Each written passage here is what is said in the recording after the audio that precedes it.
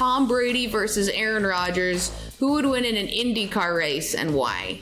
I think you've got the technical guy in Brady, but I think you got that raw talent, the raw driving talent in Rodgers. Plus, Rodgers did date Danica Patrick for a while and may have picked up a couple tips. So, as much as I respect Tom Brady, I think Rodgers is going to take this one. Also can rock a pretty impressive stash. Man, there's so many points there in Aaron Rodgers' favor. I totally forgot. He would have definitely, he would have been taking notes from Danica Patrick. Okay. I think that's why he dated her, was because he knew that he was going to be featured on this segment on this show and wanted to make sure he beat Tom Brady.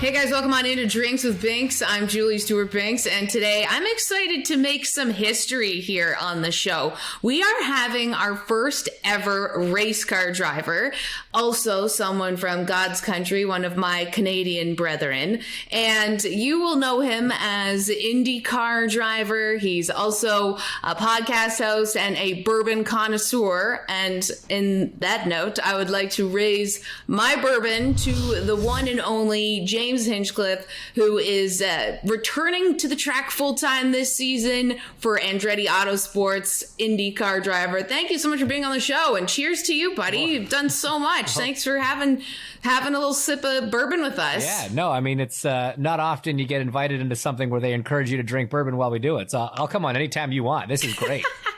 Cheers. Yes, I'm very excited to start this off with.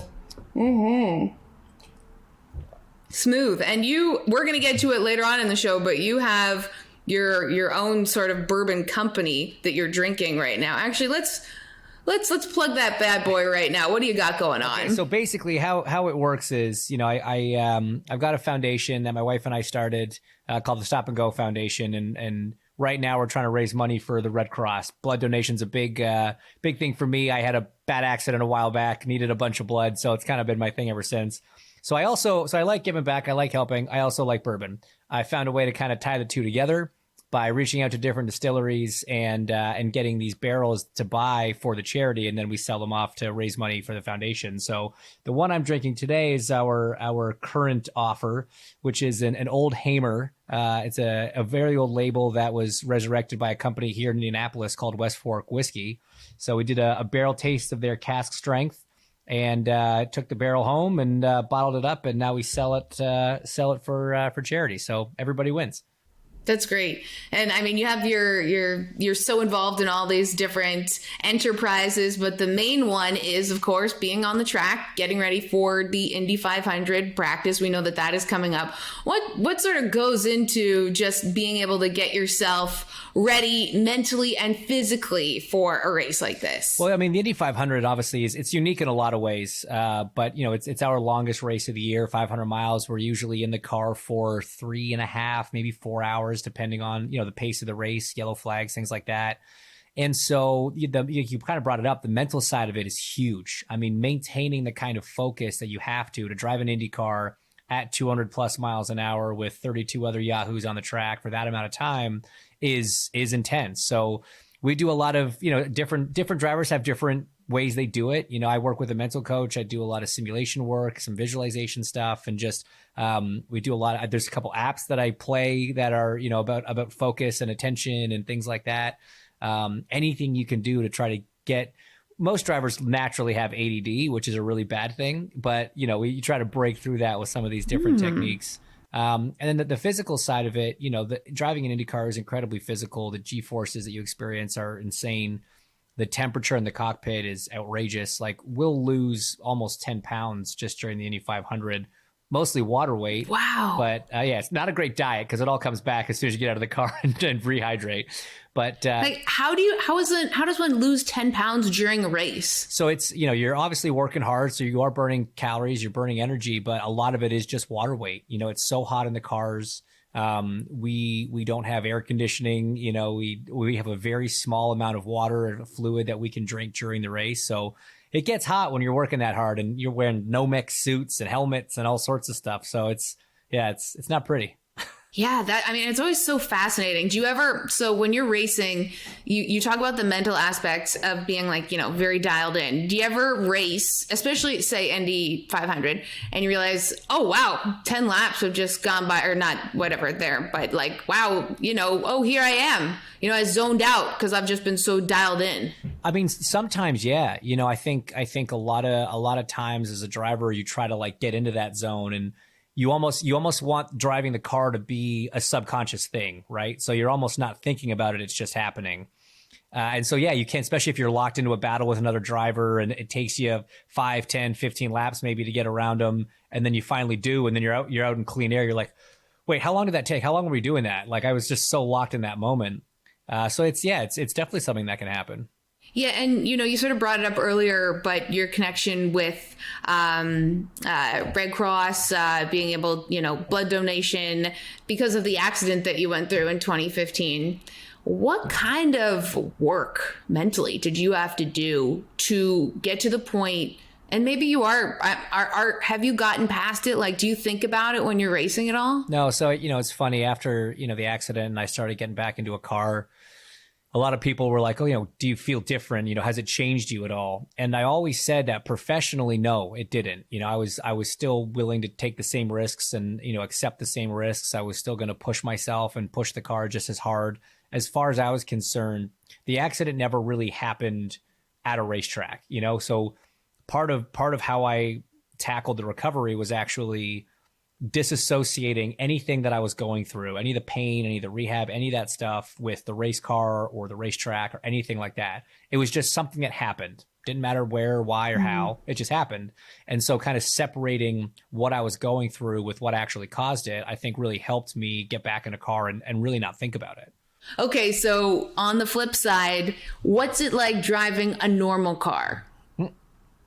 So this is funny because I'm a bit of an outlier here compared to my colleagues. A lot of my colleagues are very liberal with their, driving on the road, but very in control. I mean, they're professionals, right? But the way I've always looked at it is when I'm on the racetrack, right, I'm surrounded by 20-something professionals who have dedicated their lives to learning how to do this craft. You're in a race car that's designed to keep you safe. You've got 6 seatbelts and a helmet. You're at a track that's designed to keep you safe. You've got a team of safety workers and medics 30 seconds away should something happen. On the road, you have literally none of that. Like, any jerk can jump behind the wheel of a car, be texting or drunk or shaving or whatever. Yeah, it's crazy what you see on the road. And you're not in as, like, yeah, cars today are very safe, but they're not as safe as an Indy car. And here's the thing. I've hit stuff, right? Most people haven't hit stuff in a car. It really hurts. And that's in that really protected environment that I'm normally in. I've hit stuff going 50. I've hit stuff going 80. I've hit stuff going 120. I've hit stuff going 220. It sucks. I never want to hit stuff in a road car. So I'm a very boring, bland, safe, stupid driver on the road. Sounds like you probably shouldn't be behind the wheel of a car or the amount of things you've hit. I'm just joking. Maybe this isn't the right industry for you. That's probably true. That's probably true. I've been in a car accident as well, but not my fault as I won that case. We gotta ask you though, you've got Indy 500 coming up. And this year you guys get fans back again. And you kind of have some of the pomp and circumstance of the whole event. What do you think? What do you expect from that? It's just going to feel so much better. Last year, for the first time in the 105-year history of the race, we didn't run it in May. We ran it in August, and we ran it without fans. And I got to tell you, it felt so strange. It felt like a practice day. Like, the race didn't feel like the race. It felt like we were all just there doing like a dress rehearsal. It's like, okay, we got through that. Let's do the race next week. Let's go. But, this year, 135,000 people are going to be allowed there. So it's going to be pretty much the largest gathering of people in one place, in a stadium since this all started.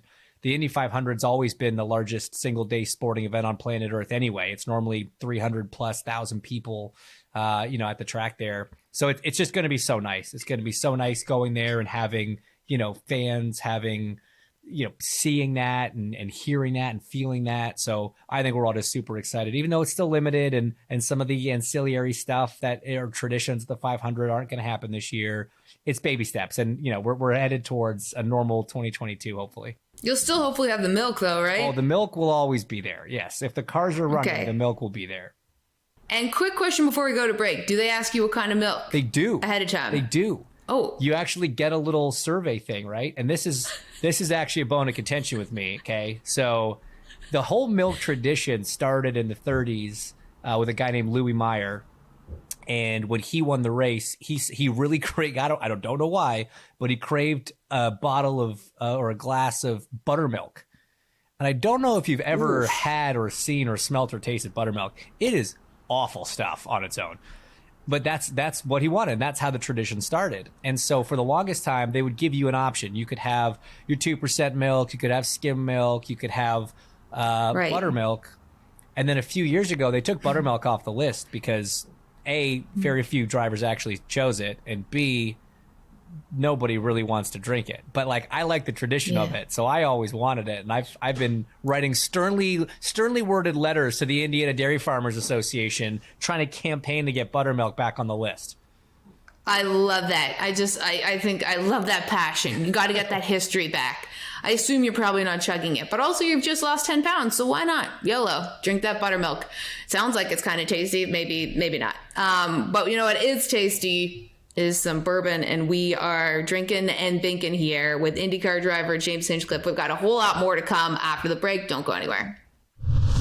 Hey, I'm Brandy Rhodes, Chief Brand Officer of AEW, and I gulped down drinks with Binks, and I still got a ways to go.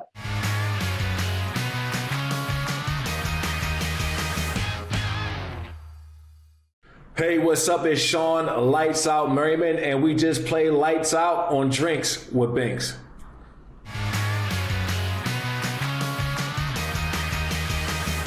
Welcome back into Drinks with Binks. I'm JSB, and we are very excited to be joined by our first race car driver, IndyCar driver, James Hinchcliffe. We are sipping on a little bourbon with my Canadian brethren here. Oh, yeah. And now we're going to play a little game.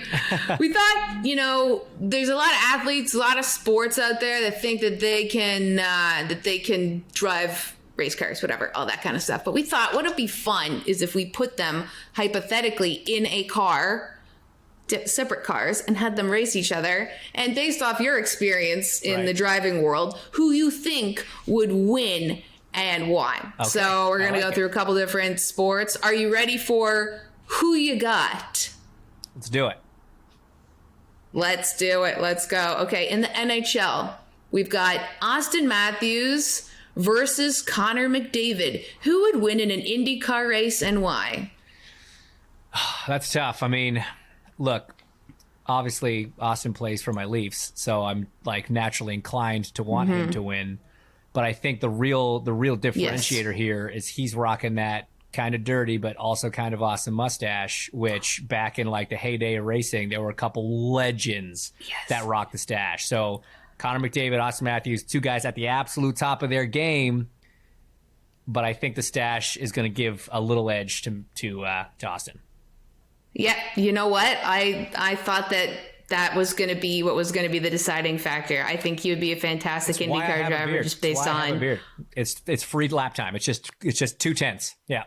And I know, speaking of stash, a nice little note this year, of course, that you have, mustache that's dedicated to your late father on your helmet, which is a sign of, it's nice to have him with you, I'm sure. For sure. On the course. He was, he loved being at the track, and so now he gets to be there all the time. Awesome. All right. Okay. Well, let's move on to the NBA. We don't think these guys would fit in the cars, but if they could, right. LeBron James versus Kevin Durant. Who would win in an IndyCar race and why? All right. I mean, I got to be honest. KD's really tall, man. He would not fit well. He'd be very uncomfortable in one of those things. I got to think LeBron, even if you had to get, obviously we're talking about extended cars here because neither one of them would fit in an actual IndyCar. But even in the extended car, I think KD's going to be too cramped up. I think LeBron's got a better build for it. And on that alone, you got to be comfortable to go fast. True. You're right. We've Kevin Durant just a little too lanky to get into that car. Katie's going to be coming for my back at some point because it seems like every episode we end up giving like some kind of slag off to him. Okay, let's get this one down. NFL. Tom Brady versus Aaron Rodgers. Who would win in an IndyCar race and why? See, that's probably the toughest matchup yet because there are kind of two kinds of drivers, right?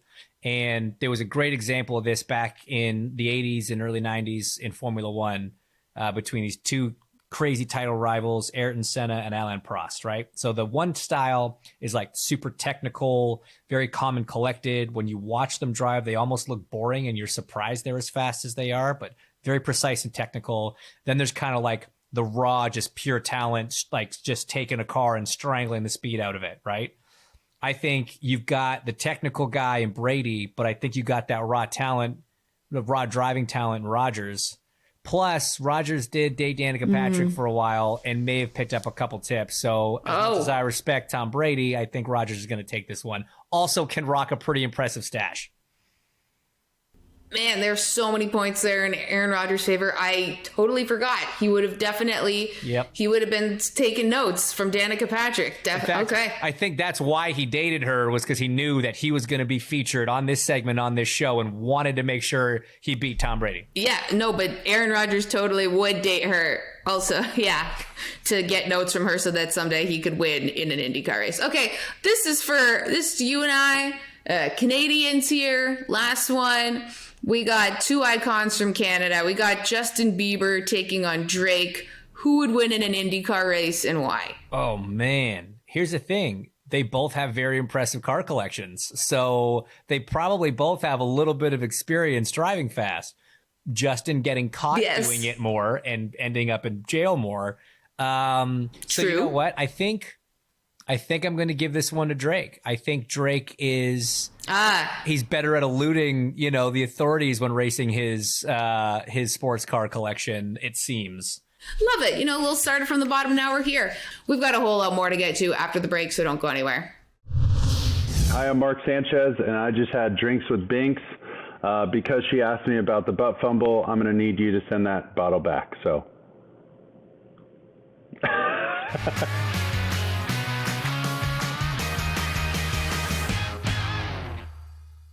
Hey, I'm Adnan Burke, and I celebrate the Dodgers winning the World Series with Canada's finest export since Michael J. Fox. That's right, my girl, Julie Stewart-Binks. JSB, yeah!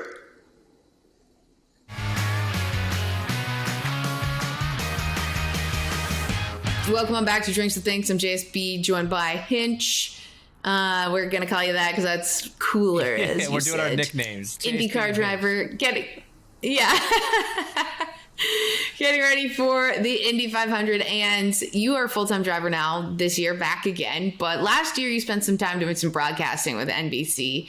Having had the experience watching the sport, now with that back on the track, in what way has it helped you? What's so cool about being on, that side of things, right, is, when you're a driver, you go back and you watch all the races, right? It's equivalent of like watching film, like watching tape in football or hockey or whatever. But what's different is on the racetrack, you have like 24, 26 guys, however many guys are in the race. You have all those different races happening at the same time. And the broadcast can only cover a couple of those, the couple up front. Maybe there's a cool story mid-pack, but for the most part, you maybe understand what happened in 4 drivers' races, right? So it's hard to pick apart what everybody's doing and pick up anything that could be helpful watching the broadcast. But when you're there, when you're on the ground, you see way more than what ends up making it in the show because you only have so much time and you have to talk about certain things, right? So for me, being on the ground there, whether it was in pit lane or in the booth, getting to kind of see the entire race and understand what all 24, 26 drivers were going through, how their races ended up where they did, because sometimes you look at the result sheet and you just see so-and-so finished 8th and you're like, okay day, decent top 10 day, whatever. But you don't know the story behind why they were 8th. Were they a 16th place car that finished 8th? Were they a 3rd place car that finished 8th? Was it a good day? Was it a bad day? And so it gave me like a lot of insight into how all these different races unfold at the same time. That's very interesting. And you know, before I move on to your podcast that you have, I'd be curious, you guys from afar, when I watch, you know, it's like you have your teammates, of course. You guys have like a strategy of like how to help one another. And then on top of that, what if you end up being like neck and neck with one of your teammates? Like, do you guys decide ahead of time, like, hey, I got this race if I'm number one? No. It's every man for himself on Sunday. So like it's an interesting dynamic though. It's a great point, right? So basically how it works is, you know, I drive for Andretti Autosport. We have 4 cars on the team, and everything up until the green flag on Sunday, we are in each other's corners and we're trying to help. And so we have very limited practice on a race weekend. So what we'll do is one guy will test a couple things, another guy will test a couple things, et cetera, et cetera. Then after the session, we'll get together, we share everything. We tell each other what worked, what didn't. You pick all the best settings from that session, go to the next session and repeat, right? Because the more you help each other, ultimately, the faster you become. And so the whole team moves up the grid. But then once the race starts, it's kind of every man for himself. And there are scenarios where if one guy's having a really bad day and something's already gone wrong, he's clearly not in the fight for a good position, but he's maybe in a position where he can help somebody on the team. That happens. That's not unheard of. Right. It's not like a before the race. Yeah, it does. It happens. Yeah, but it's not like before the race, you're like, okay, you can have this one because I won last week. That's not how that goes. I just want to find it curious where it's like, you know, you can help like fend off one guy so the other guy can get ahead. But then like, what if you're against your teammate? But yes. Yeah, you still race each other hard. But like you understand, the golden rule is you don't want to take out your teammate, right? That makes for a very uncomfortable Monday morning meeting with the team owner. So you probably give your teammates an inch more room than you might somebody else. But at the end of the day, you're still going to race them hard. I love that. We have a whole lot more to get to with Hinch on Drinks with Binks. We're going to take a quick time out, but we got some bourbon here. We got some bourbon because we're talking an Indianapolis 500 coming up after the break. I hate that I just did that.